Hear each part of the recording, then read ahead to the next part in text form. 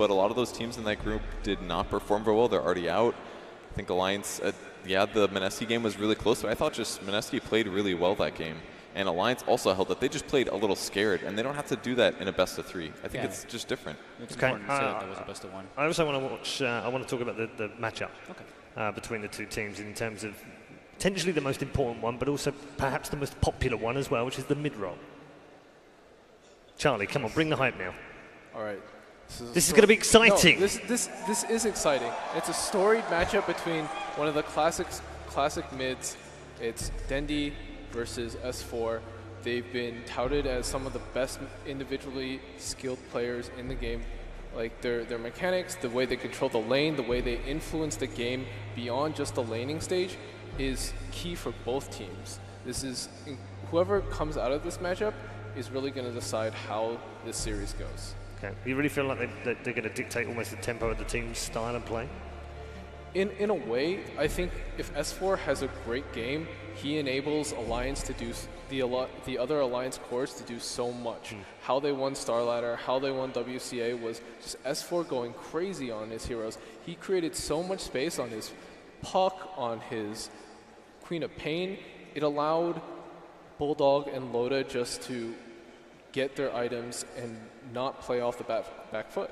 And that's actually exactly what I wanted to talk about, is because I feel like Navi, like we've been saying, they focus a lot on the mid lane. They focus a lot on Dendi, giving him such a great start. And I feel like if Alliance doesn't, I hope that they did prepare for it, but I feel like if Navi's able to do what they've been doing and giving Dendi that huge advantage, it's going to put S4 down, and it's going to end up influencing all of the rest of the Alliance players. Okay, draft is almost on its way, so very quickly, predictions for the series. Charlie Yang. Navi. Navi for Charlie. Weren't you just saying... What? He says Navi, fogged. Okay, fair enough. I say Navi as well. You're going with Navi as well? I said Navi 2-1. 2 for Navi. I'm going to put the streak on Alliance. I have confidence. I think they're the better team. I think they can win this. Okay, so 2 for Navi, 1 for Alliance. I want to give you this as well. Charlie right now has recovered. He's back to 4-4. Purge is on 5-3 right now after a 5-game run. And Fogged are at 4-3. It's very close between all of you as well. Social media-wise, can we get the Twitch? Can we just, because I got a feeling like they're just spamming Dendi faces. Maybe they haven't actually had time to vote. Maybe they have. Here we go. So Twitch predictions go 56-44 right now, but in favour of Alliance. Now, is it any different when we go to Twitter? Let's have a look at the Twitter predictions. It does go the other way. All right. Who says there's no balance in Dota 2? Navi get one way, Alliance get the other way. It's split decision on the panel. It's the perfect setup. The perfect setup. That's one of the more accurate polls as well, because they both have massive amounts of fans. Yes. Yep. Well, I would say on Twitch there is a Russian stream. There is. There is a Russian stream. Lots of Russian viewers over there. Maybe not so much on the English side. Yeah. Okay. I wonder if the Russian channel that we're sat next to, I wonder if they've had different results the other way around.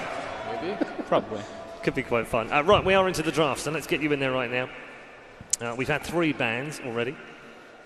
The Rubik first ban. The Rubik ban. Yeah, that's the most picked hero for Alliance. Alliance have picked that beyond anything else, so no surprise. And Lifestealer, of course, hero that's just been dominant across the entire time here on the main stage. No surprise to see him banned out. I just think teams are getting sick of seeing it. It's like he's just so good, he's so consistent. It's just obnoxious. And it's not just the lifesteal, it's that then you have to ban Ricky in the second phase. A lot of teams are doing that consistently now because it's just such a hard to stop gank. It's gone. Well, this is really interesting. Alliance banned the Wisp themselves. So both of the most commonly picked EGM heroes are gone from the pool. Navi immediately opts for the Slaughter.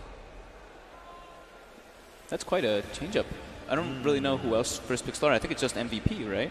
Well, it's Alliance's next most played hero. It goes Rubik and then Slardar, 5 and 4 games respectively. They've played about 25 heroes in about 10 games, so they're variable here. But if they take their best hero, or maybe not their best hero, but it's a hero they have 75% win rate on. Loda plays it well. Oh, I'm so excited. Jakiro is back. I was just arguing with people. Jakiro is back. He was saying it last panel, and now he gets it. Oh, really? Yeah. He's so happy. I was just... I said last night when we were going back to the hotel, there are 2 heroes that still haven't come out from teams that have told me they want to play it.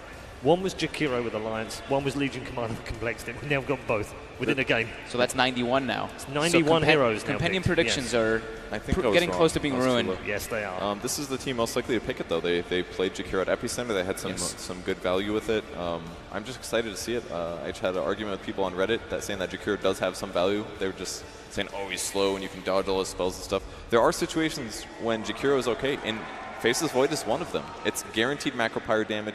You can push lanes. You provide attack speed slow and other utility. It's pretty okay. The one question I've got for you though is it a bit too early here? Or do you not think they would have got it later on if they kind of played around it through the draft? That's a really good point. It is a little early. It does also leave their draft pretty open. Very open. It's a support pick. You're not revealing your cores unless they pull a DC and run it mid, but I highly doubt that they will. So, you know, still very flexible. Honestly, I'm just surprised that Purge spends time arguing with people on Reddit. Don't you? No. No. Charlie just tweets good stuff. fun, man. Lets Sometimes. people get on with it. Gotta set people right. Jakiro's the way. They're also pretty happy that there's a Phoenix picked. Ice Path, really long range ability. They can interrupt Sunray without too much trouble there. And yet the Phoenix came afterwards as well, so they obviously feel like that's not an issue for them. It might even been part of the plan, like let Phoenix through, pick Jakiro, Well, have that Sunray cover. does have a longer range than Ice Path. And Navi's also been picking Phoenix pretty consistently. You know, Yes, they have. last 3 games they played, they picked either the Phoenix and the Mirana together or just the Phoenix plus another core. Yeah. It's also a mild block pick in a way, but yeah, Alliance have also been picking a lot. It's their second most picked hero over the last 3 months, so Yeah. it works both ways. And another thing about the Void here, it's very likely going to be a carry Void. They do sometimes do offlane, but I think they're one of the teams that consistently does Faceless Void carry. Yes. So we'll probably see something very similar there. Chantress and Puck Oh, the puck is banned, so we won't be seeing the Dream won't Puck. be seeing. That's good. S4. We're also not Dream- going to see a Dream's TA. Well, So Dream is dead. we're saving it for game 3, guys. Oh, of course we are. Oh, yeah. It's because we really don't have important to point game that five. out. Bans, though, not out of the ordinary from what we expected. The Enchantress ban, it's very Navi oriented. staple. Art style staple. Yeah, Knoxville just sent me a note saying that I can't actually repeat what he actually said, but just something my compendium predictions. Okay. I think you can guess. I mean, does anybody 90 heroes out of like Yeah, 100? it's 91. I didn't guess that. 91 now. Easy. What was the range for the actual prediction? It was 81 to 90 or something?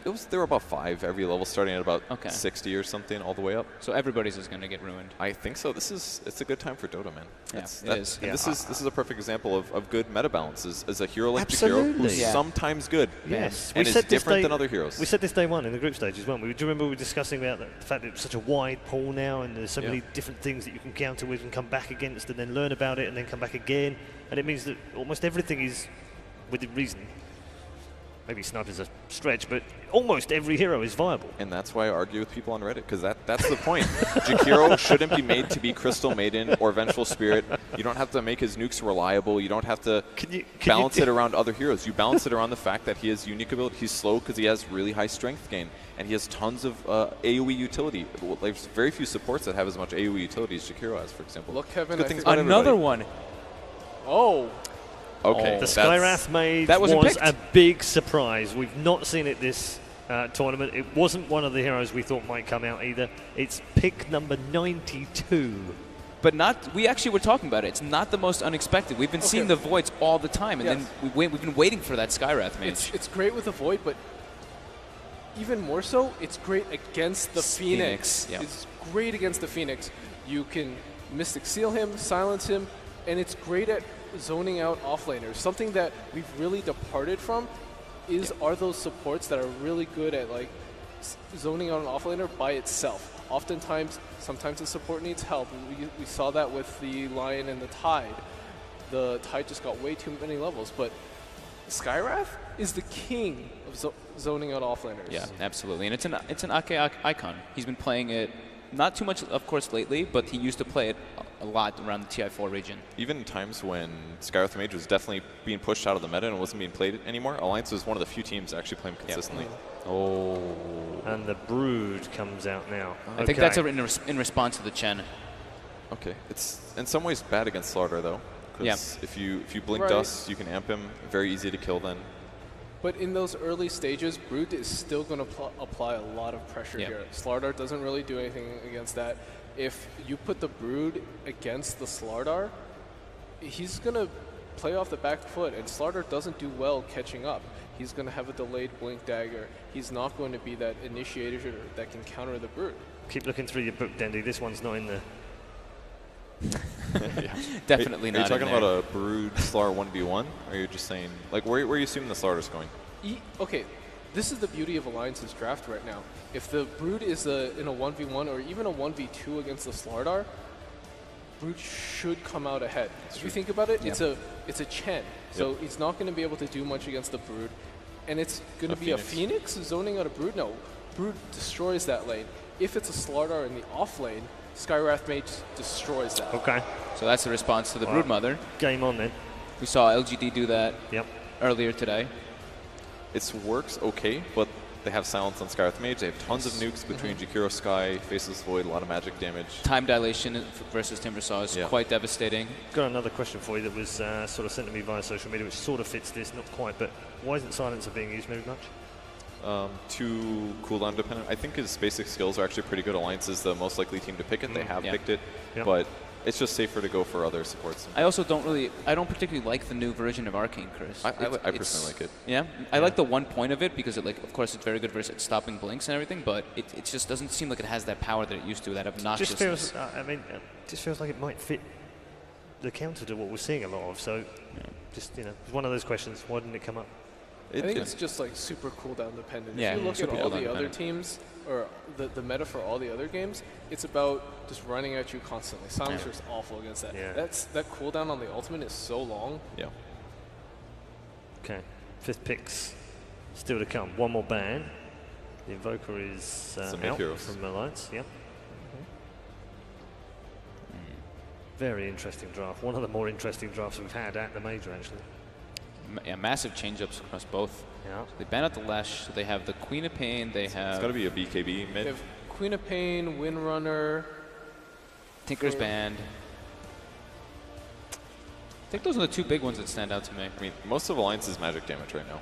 So something that's like a BKB core, I feel like is the most obvious progression. I don't necessarily want to see Dendy playing Dragon Knight or something like that, but they need that kind of a solution, I think. Especially because they have the Chen. I was thinking how it complements it very well, and they kind of, besides the Chen, they kind of lack push. Yeah, exactly. Death Prophet would have been my call. Yep. But Is this also banned? Yep.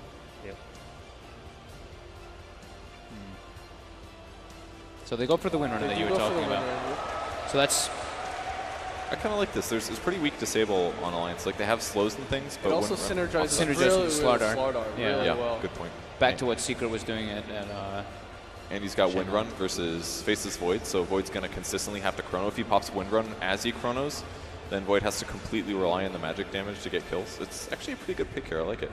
All right. So where do we go in the mystery draft that is Alliance's draft this time round? If they go by standard stuff, again, there's the Queen of Pain, there's the Dragon Knight, which they like a lot. It synergizes with the Jakiro and the Broodmother.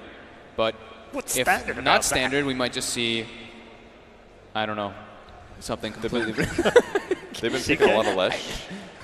Lesh isn't that good. Lesh is banned. There's banned. so many mid fifth heroes ban, that are banned already, and I think Navi probably took the best mid hero that for Alliance. I think Windrunner would have been What about the Alliance pick. The what? The Queen of Pain. I think It's okay, but like Fog said, it's a lot of magic damage. Yeah. Once they get like a pipe or two, their damage is over. But really, where else do we go? Viper, DK. Yeah. Okay. Because their heroes S4 does not have the best win rates on. They played Dragon Knight 3 times, kind of the similar thing. They've lost 3 games. Yeah. I think he needs something that's more playmaking. He's got to be able to create space, get things done. It's not just about tanking up and pushing towers. Going to use all that time in that booth as well, isn't he? Well, they got about 30 seconds to make their pick, so they've got a lot of deliberation to do. Those are the ones that we listed are pretty much everything that they've picked recently. Unless it's a Batrider. Yeah, Batrider could be. It combos well with Skywrath Mage. They can use it with Macro Pyre. But then it's still full more, Space Maker on It's him. full Space Maker, and again, it's still a lot of magic damage, and Batrider or the other cores don't have a great game. There's no follow-up. There's no follow-up, yeah, exactly. It does give them a bit of deep... Okay, they do go for the Dragon Knight. It synergizes so well with the Jakiro. but it does. As you rightly pointed out, it hasn't been the most successful hero for S4 either. It doesn't match his playstyle super well, but I think they had to pick it. And it gives them another form of lockdown, which... Yeah, okay, they very quickly, let's go down the line. Who's had the better draft? If you can decipher it, Charlie. Ooh. I like Navi's draft a lot here. Okay, more standard, fogged. I like Alliance's draft, honestly. I really do like Alliance's draft. I think they have a little bit more synergy across their heroes. Right. And Purge, finally with you? Yeah, I think I like the Alliance draft a little bit better. I think the pieces fit together better than Navi's does. Okay.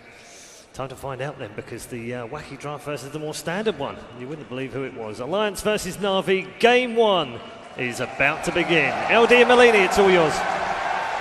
Thank you very much, Paul. That's right, we're live here, and Ben, I have to say, coming into the Manila Major, so many fans out there, they were really excited for EG versus Secret, but as it turns out, El Trashico is not happy. It's El Clasico, Navi versus Alliance, a timeless story. Let's get into it. Navi I didn't have enough time. versus Alliance. That's right, folks. Alliance versus Navi. A tale as old as time. A classic battle. Some new faces on the Navi side, Ben, but a very, very just dynastic matchup here. A lot of old school stuff going on here. Faceless Void and Skywrath, something that we haven't seen too much, maybe at TI4, but Alliance does like to pull it out now and then. Bulldog doesn't want to be matched up versus the Timbersaw. It doesn't look like they're trying to dodge that matchup at all. So I want to get your thoughts quickly on the draft here, Ben, before we get too far into the lane. So the panel seemed like the edge was going slightly to Alliance. Do you buy that, or are you feeling it more for Navi? Their point was more that there's much more synergy in between like Faceless Void with the Skywrath and the Jakiro, even the Dragon Tail with those two. Navi, you really only have the synergy with the Wind Ranger and the Slardar. Timber is just the Brood counter, and then Chen is just one of Artstyle's best heroes. Same with Suneko on the Phoenix. So I agree that I see more synergy in Alliance's team fight composition. All right, let's see how they're able to execute it as the runes begin to spawn here. We will see just a 1v1 at the bottom. A big duel that could have happened won't actually materialize. It's an easy grab here. A double for Navi, uncontested. They start the game off with 2 bounty runes. Alliance forfeiting them. Not as important as they used to be without the experience, but that is still a nice little boon to get this game underway. Okay, they did move Admiral Bulldog onto the top lane, but with the Observer Ward scouting out the Timbersaw, they have moved Admiral Bulldog down to the bottom. So this is, you don't want your Brood to be matched up versus the Timbersaw at all. I think regardless of what build the Brood goes, the no Broodling or the Spiderling build, you will still lose. Already the Sentry getting planted down here in the lane as always. Looks like top lane actually 3 heroes very aggressively after the Timbersaw, but he's just going to hang back. So yeah, we'll take a look at all the lanes. Ditya holding serve in the top lane. He's getting offensive trialing by a Void. Not something you used to see, well, really have ever seen much of, but Alliance, they've been the one team in this event that actually run aggressive tri-lanes, and they had some success with it against Mineski. Thoughts on the way they're setting this up? I like how they're positioning. They have EGM on the right side because he has armor and he has a lot more strength. So if the Chen comes in, EGM will be the first one to scatter out, not the vulnerable Skywrath. So I think they're, because Chen does have a smoke, he is looking to neutralize the pressure of this tri-lane. But with EGM over there and Loda right behind him, I don't really think they can get a kill with the Chen. And I have to say, for Navi, that's where they've had their best games, is when Artstyle is playing that aggressive jungler, someone who can create a lot of space in the early to mid game. Up until now, that's been where Navi's had their greatest success. So we'll see if he's able to deliver. For now, though, that ward might make it difficult to move towards the top side of the map, and Ditya finds himself on a bit of an island. Alliance with quite a bit of kill potential, a lot of magic damage here, and the silence. But haven't tried to make a go on him just yet. So far, playing it very defensively.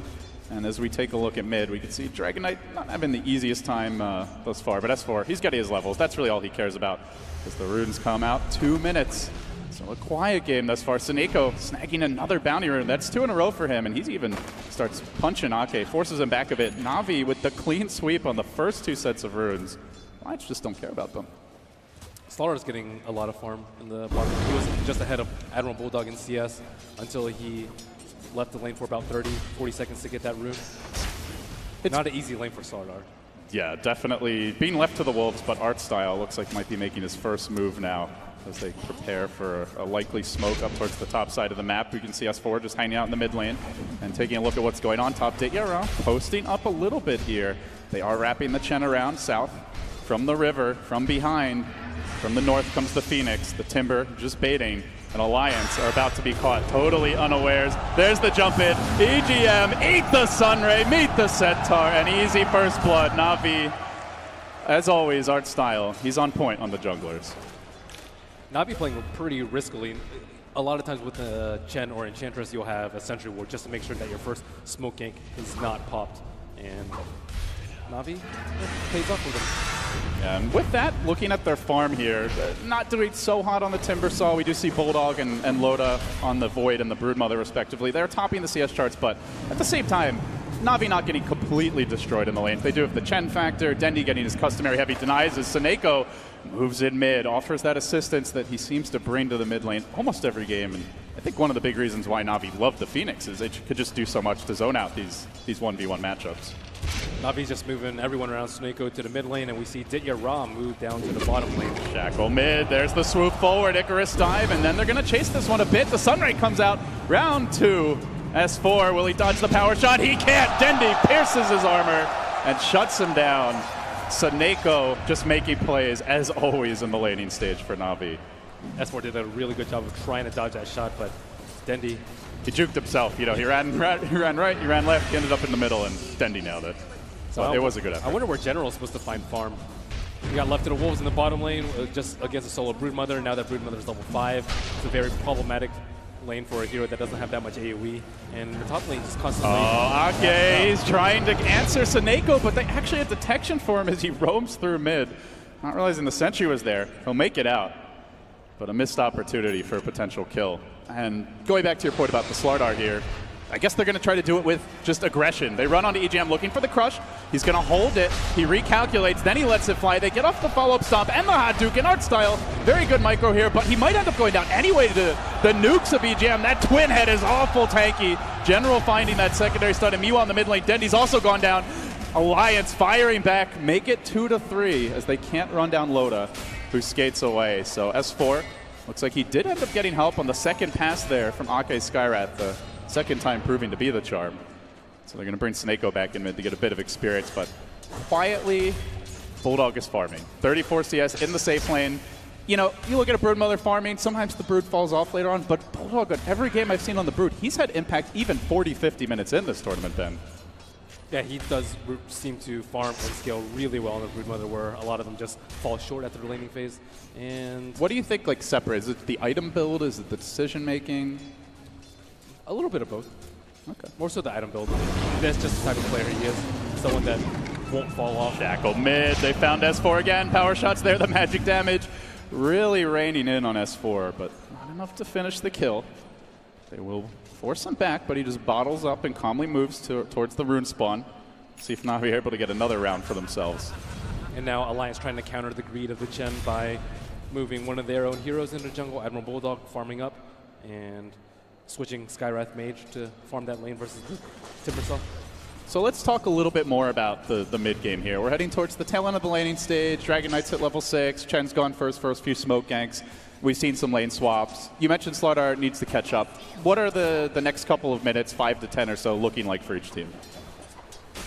If Navi can have a really tanky hero that can withstand like a Dragon Tail into a Skyrath Ultimate or a Chronosphere into a Mystic Flare, then they'll be willing to fight Alliance 5-on-5. Otherwise, just try and get quick picks with Wind Ranger, get that early blink up on Slardar, and go for surgical maneuvers around the map as opposed to large-scale battles.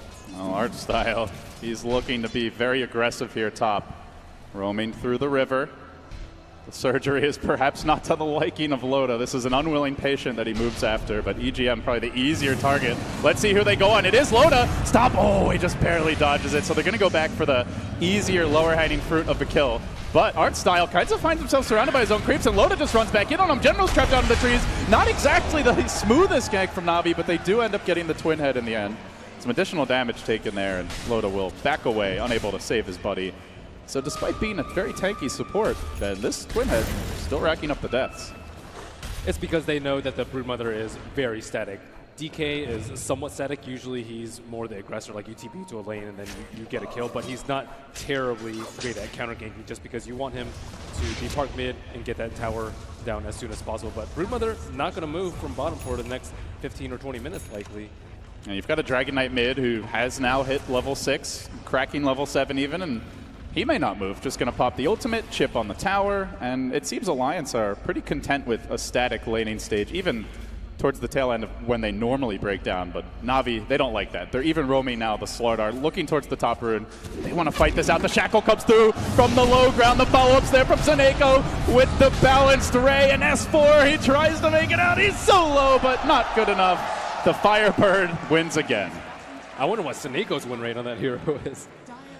It's not just his, like, he wins the mid lane no matter what the matchup is, no matter how much help the enemy team gives to their own mid. So consistently. And then you look towards the mid game, can have a lot of impact, and again it's on the top. The bubble gets dropped, but EGM shackled outside of it, can't follow it up with any sort of damage. He could be in danger here. Artstyle turning back towards him. The fire, the Hadouken onto EGM. They continue to ramp up the damage. Back up, not in sight. Loda again throws EGM to the horde of Navi, who continue to just descend on this lane. They get another kill. And while this is happening, Timbersaw getting some free farm bottom. It's actually Alliance moving 3 towards mid. They feel like they have to get an objective, Ben.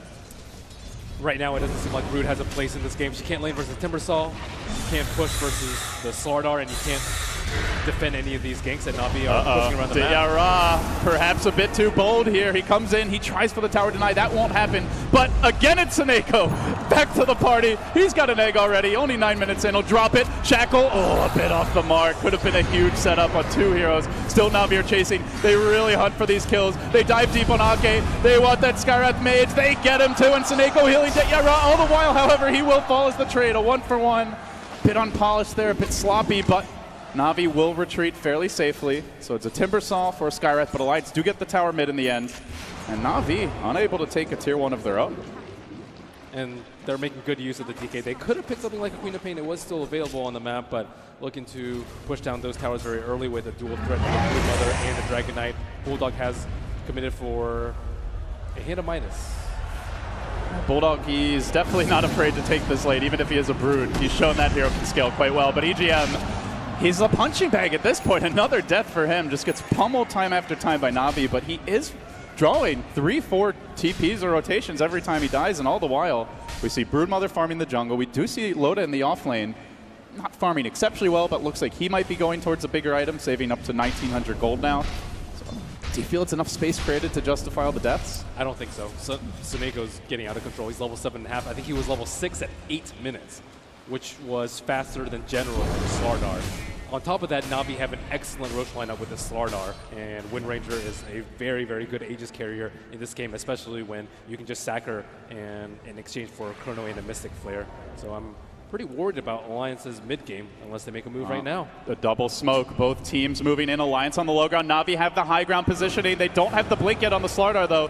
He's about 600 gold short or so, and it's S4 who ends up ambushing Seneko at long last. The Phoenix dies at the start of a fight. That is a whole lot sweeter. Loda being chain stunned, completely controlled for now by Artstyle. He does get the time walk out, but he's running for dear life. He has a Chrono, doesn't want to waste it defensively. He will be able to disengage. A close call there, but all the while Bulldog, well, might not lane well against the Timber, but he's been left alone bottom, and he takes full advantage. Grabs the tower. A secondary one for Alliance, who have done a really good job. You look at the Mineski series, they would often, if they didn't feel like they could take fights, or even if they do, they hedge their bets by taking an objective elsewhere. And they do it again now. Yep, usually they will not be able to get such an easy kill on the Phoenix. I wonder what type of tool that Dragon Knight is going to go for. It looks like the Armlet first. Not sure if it will be a Blink or Shadow Blade after that. Maybe even a BKB will be warranted this game versus the Timbersaw. I guess they're going to have a Slardar Blink Dagger on the side of Navi soon, so for them, is that the key item they're lacking? And, oh, Loda getting caught out here. He will just time walk and retreat. But Alliance feeling very confident. That rune is about to spawn. S4 down in the river. That Shackle doesn't end up connecting. Looked like it might, but Dendy couldn't quite find the angle. Still, they burn S4 down. Power shot. He did have a bit of extra regen there. Pops the stick, pops the bottle. Now they want to turn. Seneko overextending again. That's twice now he's gotten punished. And meanwhile, Chen also roasting as EGM massacres the creep army. Navi firmly on the back foot after this last sequence of events. They might lose a third hero. Arcside will end up dropping to the rotation of Ake. That's a 3-for-0 exchange. This Bulldog gets active here too. Rotating towards the mid lane. May retreat to his home and hibernate a bit in bottom, but you could see that Alliance are just in control right now in pretty much every department. Almost a 7,500 gold lead at only 13 minutes in. I don't think they're seeking out the Broodmother enough. Broodmother is extremely weak at this point. Well, now she has Echo Saber, but not that much HP. Hand of minus, she's just a walking sack of gold at this point. And if you get her Spiderlings too, that might be 3,000 gold for just one kill on the side of Navi. However, without the Blink Dagger, there is not that big of a threat for Broodmother. General still trying to cobble it together. Never ended up going for the completed Iron Talon, and it has been a very slow farm game on him, but he is closing in on it now. We see him at 13 minutes, only about 300, more like 400 gold away or so, but still a little bit to go. And Alliance not really afraid of that as we see confident split pushing, both top and bottom, spreading the map, really pulling Navi apart at the seams. And this is that stage of the game, Ben, where if Chen is playing defense, he is just not your ideal hero to have. Timbersaw is not very farmed. He has 960 HP right now with the cloak, but that's not really a problem for Alliance, who can easily chrono him. You want to get to the point where Navi, they aren't scared to walk up to the Void. Right now, if anyone sees a Void, they just have to immediately back out of the fight. So Navi waiting on the blink. It seems that's really the key at this point. Bulldog did grab the Echo Saber up to another 1,300 gold now. Still creeping on the bottom lane.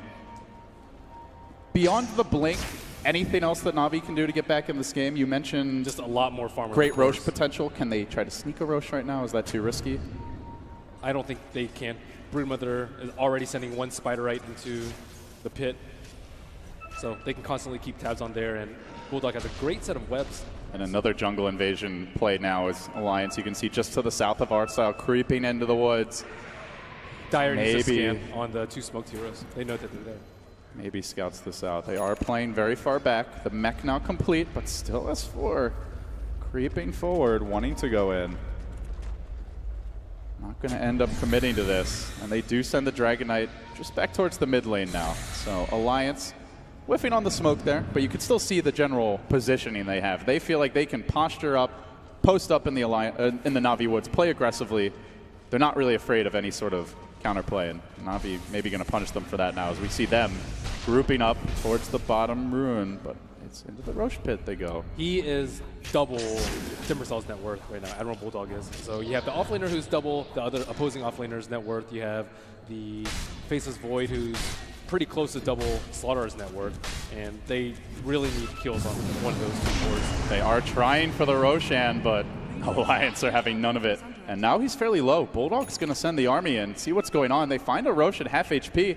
Do they just try to take it right away? Navi, General's going to jump. He gets the initiation off on Ake. This is the Blink Dagger debut. It nets them an Ake kill. Does Loda want to counterplay? Shackle coming through, won't connect on EGM. Where's that chrono? It's a pretty good one, but the egg's on top of it. So Alliance don't want to walk in. This is going to completely waste the chronosphere. Navi now, Roche at half HP. Bulldog being forced back a bit. They get the amp damage on him. A Bulldog kill would be huge. They crush him. They latch onto him. Can they focus him down? Chasing a bit further. He gets up one auto attack. EGM now finds himself on an island as his Bulldog again retreating. Dendi just fishing, looking for the follow-up action here. Navi finding their customary aggression, waving with an awful lady. Say, there's the shackle from Dendi, and they find the S4 kill. Make it 11-7. They're not done just yet. On to Loda they go. Sunray coming through as the Time Walk does get it off, but they can potentially still chase this. He's still in range for a bit of additional damage. Trying, good job there with the time dilation, but still the Blink Crush comes out. General will get another kill for the team. 12-7 now the score as 4 Alliance heroes, including the Skywrath earlier, hit the deck. A complete coup d'etat from Navi, who will now also, on top of that 3,000 gold swing, they get the Roche as well. So Nico with a godly Supernova. If he didn't have that Supernova, I think they were in line for a 3-man Macropyre and an Ice Path. Instead, they had nothing. If they commit to that, they all get wiped by the Supernova. So Neko, he gave up those 2 deaths, but he was huge in the early laning stage, and he's been really big here into the crucial mid-game moments. On the back of that, going to get a nice tome of experience. He's going to potentially pay with his life. Sunray going for the TP. See you later, Bulldog. I'm out of here. Oh, just toying with the dong. Sick stuff. Sick stuff indeed. Alliance, they do have a good amount of farming items. Faces Void, not going for a super tanky build. Maelstrom up on him. Midas already up on Bulldog. Bulldog. He's out pretty far here, Ben. The crush comes through. Is there any follow-up, though? It's a slow-marching Chen army that looks to join General. I think they were hoping Bulldog would finish farming that wave. He does make it out, but feels like they're starting to get a little more pressure on Bulldog, limit him a bit. Alliance turning their sights elsewhere. They see Navi congregating bottom, and they send 4 to the mid lane. They even rotate the Brood away, so they're basically willing to give up this tower and go for 2 of their own. I wonder if Sunray was going to be enough to stop that. I wonder what General's going to go for. He has 1,700 gold after, and at this point, it seems to him as if Alliance are going to keep dodging fights. So what does he want to commit for? If you're fighting a lot, then 4-staff is pretty darn good. Sometimes you see like a pipe or a BKB. Midas is an option for him. Armlet. Yet another smoke from Navi. Alliance already getting nervous. They're backing out. There's the quick time walk away, but Dendi, he's hasted, racing after Loda, thinking about a chrono. He hesitates, fishing for the angle. Dendi, he doesn't get it. No latch for you, sir, but instead, they might get EGM. He's on the run once more. The star-crossed Jakiro drops, but hey, I guess at this point, it's probably the best kill to be giving up. Alliance are still farming faster than Navi can kill them, possessing a 3K gold lead, most of it due to Broodmother. Oh, you say that, but the graphs are tipping a bit here. It's definitely equalized, Ben. Yeah. And they're just waiting for that one explosive fight now as they're playing a lot more offense. We see them going for smokes, not afraid to run after Bulldog, and they still hold the Aegis here. Got a couple of minutes to work with, about 2.5 or so. And they are pushing for towers. They got the tier 1 bottom earlier, courtesy of the Chen army, and now Navi, they set their sights on the top lane. Dendi slowly poking at this one. Alliance are mustering the defense. Loda in position. Doesn't have the Blink Dagger. He's more that one position void here. He's gone for a Maelstrom Yasha build. Looks like he was even considering Vlad's at one point. So a bit all over the place, but mostly focused on the carry void. And looks like Alliance, they think about the tower defense and then they decide to let it go. The kill score looks bad for Alliance, but 7 of the deaths are on the Jakiro. That's impressive. It is. EGM's been practicing. Taking a page out of Pylai Dai's book, but it does seem like for the most part it's been for a good cause. Last fight we see the... I don't want to read that book. It's a depressing tale. Better told from the core's point of view, not so much from his. So it looks like maybe they don't want to fight until BKBs. Still, most of the other heroes aside from the DK lack the problem of armor. Armor going to be a huge issue versus the Wind Ranger Focus Fire, the Amp and the Slardar. So I'm not sure if Broodmother or Faces Void are going to go for maybe Vlad's AC at some point.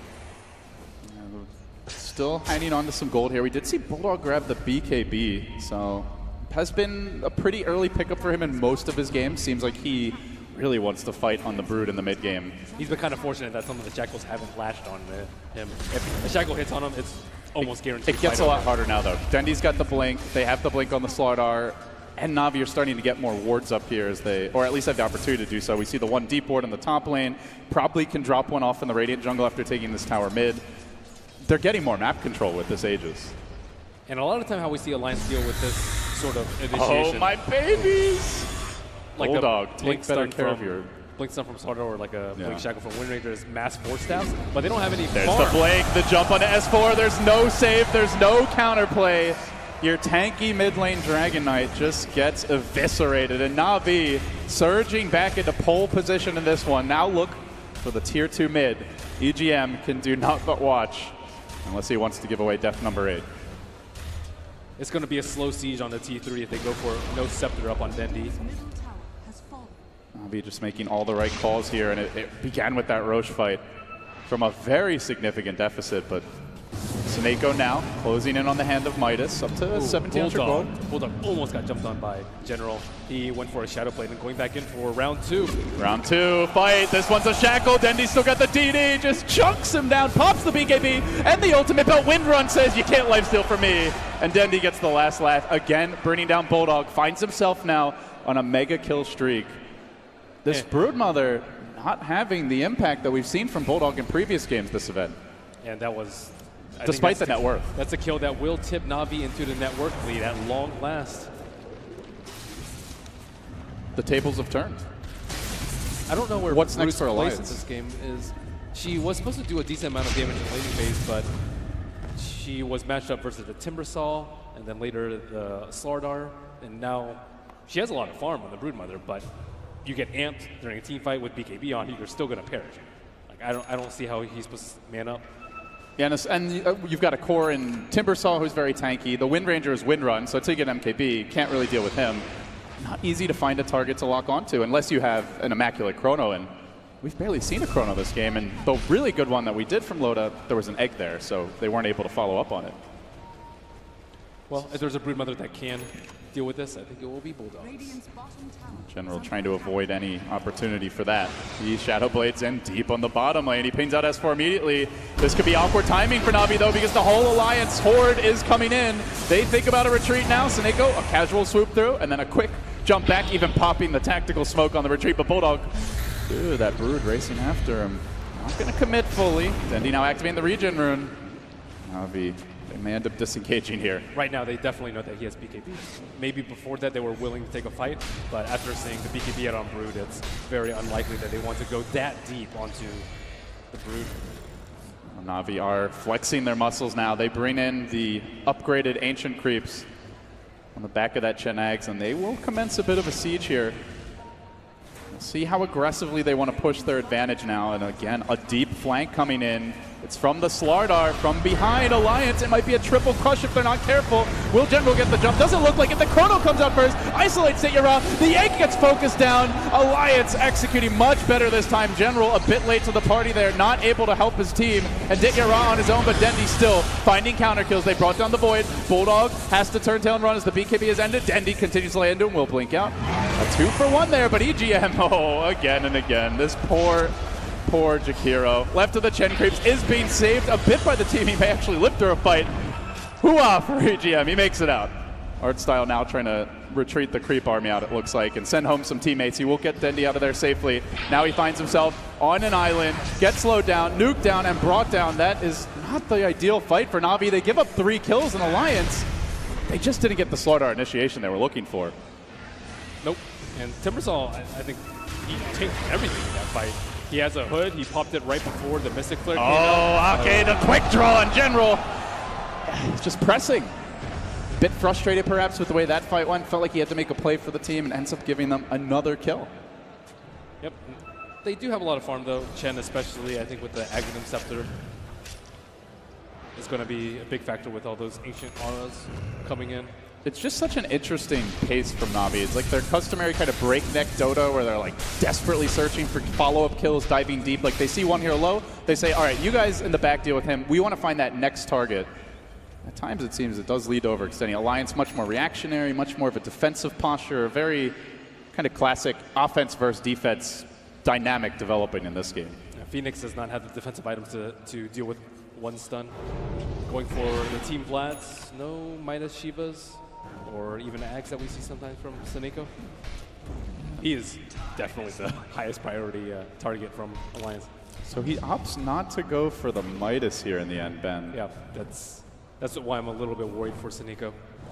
Do you think this should have just been a Midas regardless of the... So obviously he feels like he needs to contribute more now, but I think you're trading off some of your mid and late game. They traded him for the Chen Zags.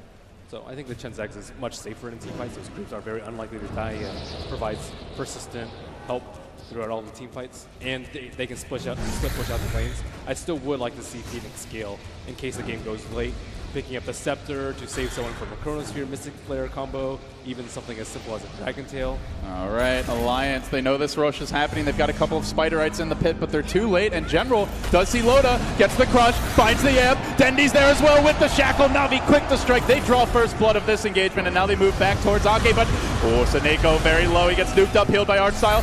Ake gonna fall too. They keep Seneko in fighting shape. In General, this is what I'm talking about with Navi. They hunt for the backliners. They want those extra kills. They're on a power play. There's the shackle and the crush combo.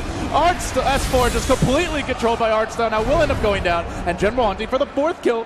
EGM all the way back to the base. He's dodged that 8th death for a while, Ben, but still a costly turn of events. Alliance very late to the Roche pit despite having the vision inside. And This is why Slaughter, I think, it might be first pick a lot more often. Is just because Especially Dire. it's just the Roach. They didn't have enough time to set up. That fight was lost simply because they didn't have sentries down at the start of the fight. Faces Void, gets scouted out by the enemy. Slardar gets jumped and then just dies. But the supports didn't have time to set up there. They barely got a whiff of them with a Broom of the Spider Ice and just scrambling everything to hastily defend the Roche. And good news, EGM lived. Is that good? I think things go better for them if he dies. All right, EGM, go commit seppuku down the middle lane. It seems to be a winning strategy as opposed to this. Still, Alliance losing ground here. They're down to just 2 tier 2s, and it's more the momentum than anything else. As we've seen the Timbersaw pull his way back into this game.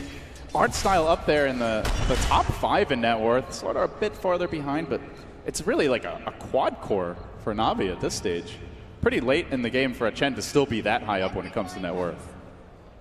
The bigger problem I see for Alliance is that the DK is not a big threat. He doesn't have any mobility on us. He has the BKB, but this is only good if Navi actually jump Alliance. How do Alliance jump Navi? They need the Faceless Void to get in with a Chronosphere, but he has no blink. He went for the Manta style to deal with the amp damage, perhaps make it a little bit more difficult for the Wind Ranger to shackle, but if he's dead, there's no team fight. Whereas Navi, they have the Blink Shackle, they have multiple Blink Slithering Crushes, very low cooldown from both of these heroes. They can just engage again and again, whereas Alliance just maybe once every couple of minutes. They're really building up their sustainability. Timbersaw already naturally tanky, now grabs a Hood. I can only imagine a Pipe will be in the cards at some point this game. Wind Ranger has the Aegis, has the Chen backing them up with the Ag, so everyone on Navi just getting more and more durable, and more resistant to that wombo combo. And oh, by the way, they have the Sunray. We call it the balance right here. So it keeps everything in check. Navi posting up bottom now. 4 heroes here. They've already taken down the tier 2. They're going to at least poke here on the high ground. Dendi, the man in front. A little bit over halfway to that Aghanim Scepter. Still a very slow siege without Scepter, and he went for a very unusual build, Scepter 4th. They do get a nice path on Dendi, but he continues to prod, and Sunray there to heal him up. Will also slowly work on this creep army. Ra coming in, General. Oh, he finds that first amp. He's giving them the vision up the hill that they need to threaten Alliance a bit more. Loda was split pushing top lane, but he's come home. Sentries they needed. You ward this high ground observer ward. Okay, there it goes. Still Navi. About half damage onto this tower. The Fire Dragon working on the creep wave. Will bring down Ancient Black Dragon. Up in front. Very tanky. They'll heal up Dendi. They still have 2 Ancient Creeps here. Alliance just very reluctant to fight head on into this, but there's no split push. There's no flank. There's only slight creep pressure top. There's nothing to draw Navi back for at least a couple of minutes until this Aegis expires. Their damage is really slow without focus fire. And Dendi does not want to waste it on the tower without the Ag, so he just pokes. He gets caught again by an Ice Path. Again the Breathe Fire. Again the Dragon battle rages, but one man's a man, and one the other's a Dragon. Loda there does get the good chrono though, off into Ira. He'll go down quickly and gets dropped into the middle of Alliance. Can they burst it? They will. Alliance holding the high ground, turning on the Navi. General down, Art Style as well. They spring the trap. They only got a one-man chrono, but that was all they needed. Oh, that egg is really useless versus double BKB from Alliance. It just, I don't even know how long the thing stayed up. And that was a solo Chronosphere on Timbersaw. He has Bloodstone, and he's fairly tanky. No reactive armor stacks up on him. Not that it really mattered for him in the end, but now it's back to that point where they can't take the Chrono combo. So what do you do? How do you tank it? Some people just tank it through Aegises. I think you only have the Wind Ranger up very far up in front so that the Void can't possibly get to you without a Blink Dagger, which he does not possess at the moment. You can also tank it through having DOTs and a high charge Bloodstone on Timbersaw, so you can just tee back into the fight. But it's only gonna be a limited amount of time before Faceless Void gets even bigger and can go Refresher to counter these methods. Yeah, Loda now building towards the BKB, grabbing the recipe here. Already has the hammer. Actually could buy it now if he wanted to, but might be preferring to save for buyback, because one really bad fight could end up costing them the next Roche or possibly a lane of Rex. I think Navi could also build like a Glimmer Cape. It's really good versus the Skywrath Mage. That's mostly why I think the hero fell out of favor. And then the Pipe Aura, which Date Your Rod just recently completed, will be good. And AC, Auras. And the Golem. I'm not sure if Hardstyle had a Golem last fight. No, he had a. I don't think he did. I think he had a Triceratops. Triceratops. Ancient Thunder. So Navi will slow it down a bit. The Aegis has been reclaimed, and we're going to reset. We head to the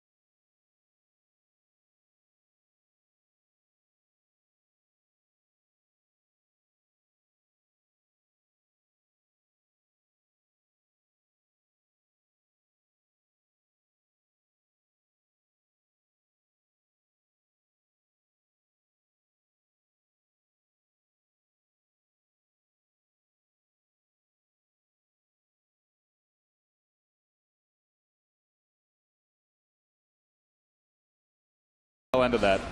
You don't expect the Starter to be alone like that with the gem. So that's why he popped his BKB, and that's not a good time. Navi not really playing that tight around the Roshan respawn. And no buyback. Yeah, 9:15 post. It looks to be Alliance's first and just a straight up free Roshan of the game.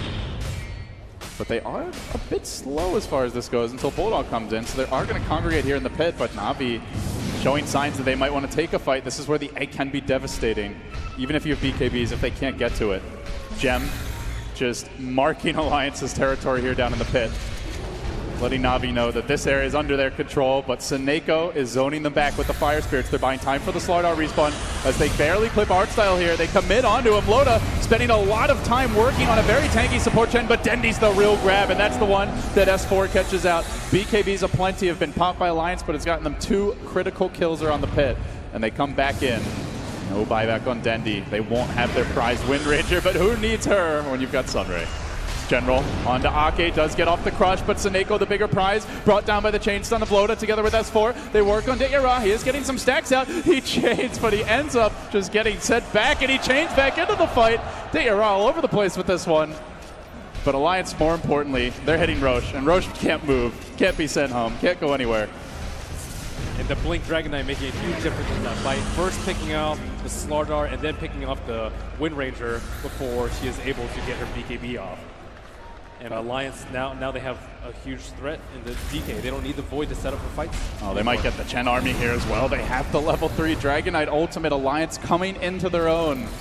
As we hit the 37-minute mark, it's been a sequence of very costly deaths, and now big items piling in on the tail end of it. They have an MKB up to deal with the Windrunner.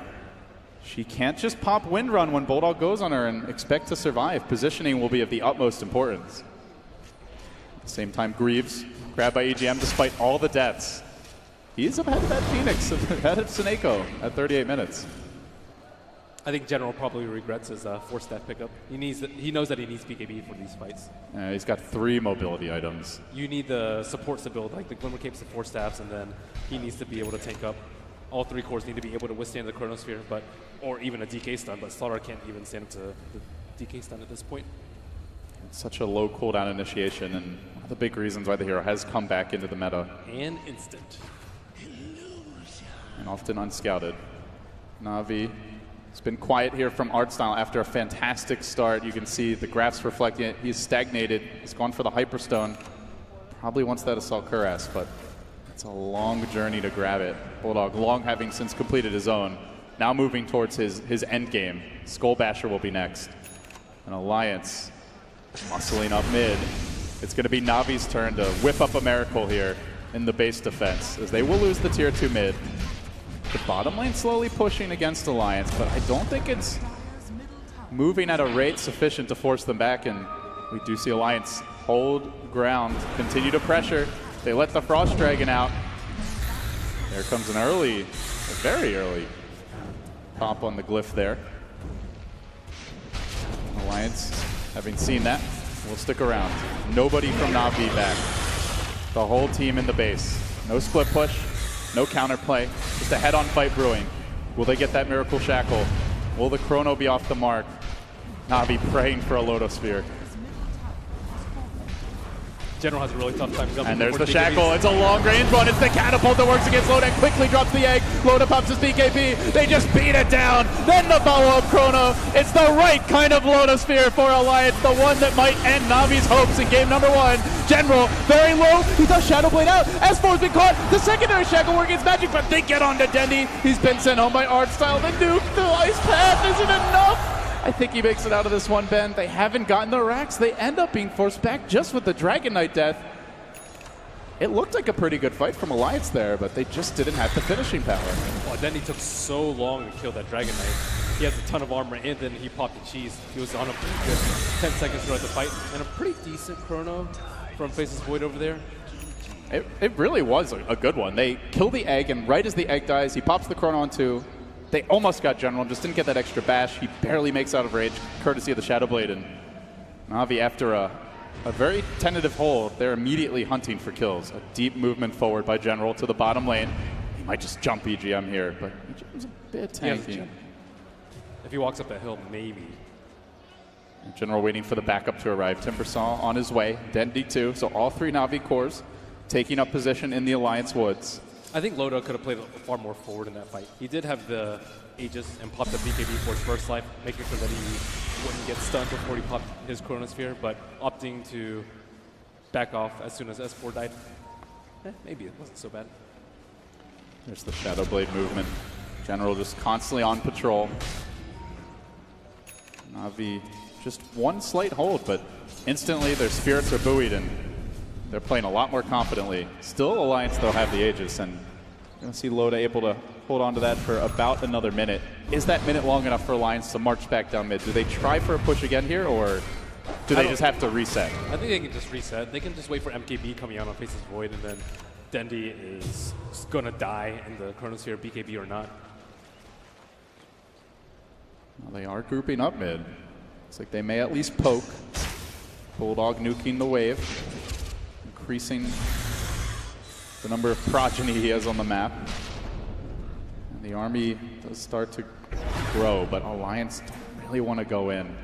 So they're content just with a bit of lane pressure. They retreat back towards the pit. You can see that they're really debating it here. They want to get a ward down for Ake, and the whole team will follow him as he plants it. He just now reclaimed, so if they go high ground, it will be without that extra life. And there is still a tier 2 bottom.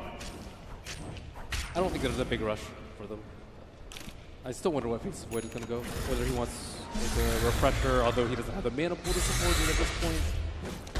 Especially with 2 activatable items, Manta and Mjolnir, that take a lot of mana. Art Style is turning into carry Chen now. Gets the AC at 43 minutes. A big pickup here, especially against Bulldog, just to at least negate his, but how long the Chen lives, that's a question to be determined. Navi pushing out the lane, and they are going for the wraparound. They're smoked, and under cover of it, heading straight, beelining really towards Alliance. It's Loda in the trees. Do they get a good crush? He's the gem carrier. They jump Loda. Dendy's ready as well. The BKB coming through. Loda just melting. Dendy might kill him off the bat. He does end up getting off the chrono onto General, and they will possibly lose Dendy here. Loda survives through it all. Just walks away. Cool guys don't look back at explosions, and Loda looks very cool right now. 4 drop. Navi forced to throw out a buyback here on Dendy. How did they not kill Loda in that fight? It's the Alliance Force Staff. We saw it in the matchup versus Mineski, saving them in the base defense. And again, Ake casting on Loda so that he can pop his PKB, time walk some of the damage off, and get that big Chrono Spear to win them the team fight. The living legend coming back to life here in a critical moment. 23-20, they begin their siege. They're down 3 heroes on the side of Navi, and Dityara basically sacrifices his own life just to stall. It does allow Dendy to get a crucial kill in S4. Alliance have abandoned their brother, and they will suicide the Timbersaw, so no gold, but now Dendy, he's out too far. That's a dieback on the Dendy Mon, and Alliance, this might just be it. They've got 100 seconds to go without the Wind Ranger. Exposed racks, mid and bottom, could easily be 2 lanes, possibly Megas. Maybe they even tried to throne it, or maybe they just run away. It might not be a Wind Ranger, but the rest of the Navi squad is back. Abyssal complete on Bulldog. A fully 6-slotted Brood Mama. Onto General, just a couple of pokes. The Spider spreads her legs, and the Bulldog Broodmother continues to rack up kills to have a huge impact in the late game. Doing it again here in game 1. Alliance blows in the Swedes. They're almost there. They just need 1 or 2 more kills, or at least for Navi not to come and defend. Dityara decides to. That may cost him. BKB's out. Dityara down. That's all 3 cores dead, and Alliance have all but sealed it. Navi have nothing but underfarm supports to defend the base. They'll rotate to top. They want the Megas. Slow and steady. Alliance just outlasting Navi in these critical engagements. Bit by bit, inch by inch, they zero in. A very feudal light comes out, marking where the Navi base once stood. But the Hordes have reassembled, and they are looking for this final lane of Rex. No split push, no hope in sight. Alliance may lay down. Ranged is all that remains, and there's the GG. Alliance, they start to put the crown back on here in game 1. They're out to a 1-0 lead. Man, if you look at Chen's net worth at the end of the game, he had 15,000, whereas he was maybe like 6,000 above the Slaughter. Just not enough farm on the Slaughter, not enough farm on Dityara, and I must say, I favor Navi a lot more when they have Dityara on a farming core, like Faceless Void or Lone Druid like we saw a little bit earlier, but no one was making plays on Navi. And they had 2 big playmaking heroes here. The Slardar, who was making them a bit in the mid game, but when he lost the gem, it felt like everything just dried up from there. His blink was too slow, his BKB was non-existent, and Bulldog, the true carry. Yeah, the Bulldog Broodmother continues its very impressive run, and Broodmother can win a lot of games. We saw that like going back to ESL 1 New York at the end of last year. Can take them over, but he's doing it in a different way. He's taking the Brood late and winning there too. Alliance looking very strong in this game number 1, but it is a best of 3. Navi fighting for their lives here at the Manila Major. We're not done just yet, folks. Can Navi bounce back, or will it be a clean Alliance 2-0 sweep? We'll find out in a few minutes' time, and we'll get our thoughts from our panel right now after a pulsating game 1 between Navi and Alliance. Alliance picking up the first game. Kevin, props to you. You picked out Alliance as the series winners. They're not quite there yet, but that was an impressive performance. Even though at times it might have looked like they were behind, they were always in control. Yeah, the scoreboard looked really one-sided, but once they finally pulled up the net worth, it was, whoa, they're actually way ahead in terms of gold, and it's because they're consistently farming. And it looked really adverse in the beginning. EGM died like 5, 6, 7 times, but if he's the only one dying, that's not that big of a deal if it's forcing 3 heroes to rotate, and the heroes that Navi had just didn't transition